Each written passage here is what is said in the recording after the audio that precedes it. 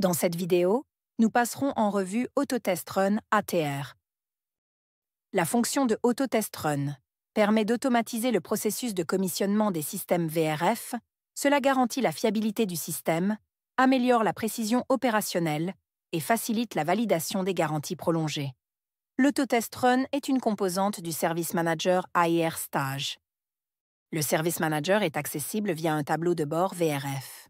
Pour accéder au Service Manager, veuillez sélectionner le système VRF que vous souhaitez configurer. Dans le menu à 3 points, cliquez sur Service. Le message suivant vous rappellera que le Service Manager Tool n'est disponible qu'en anglais. Le test automatique est accessible via l'onglet de Commissioning.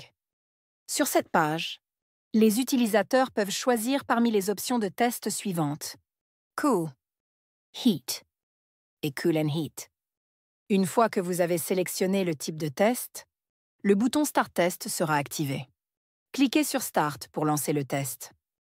Un message d'avertissement apparaîtra pour confirmer que toutes les unités intérieures du système VRF sont allumées.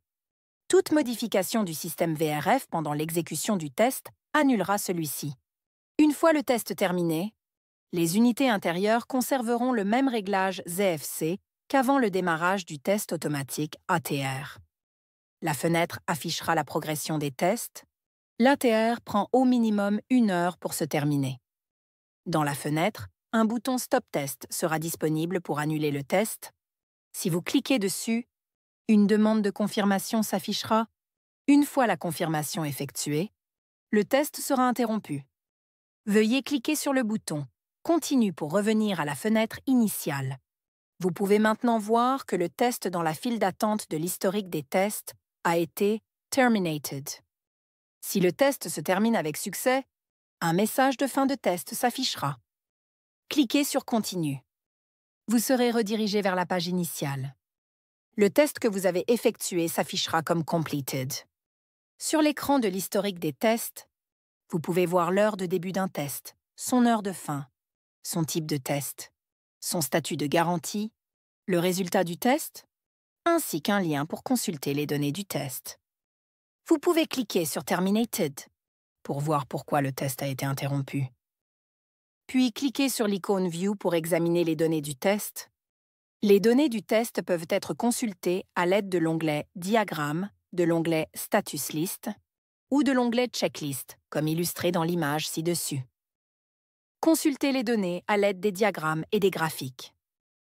Consultez les données dans la Status List. Vous avez la possibilité de filtrer les résultats selon l'heure et la durée du test. Cela vous permet de parcourir les données dans le temps, que ce soit en avant ou en arrière.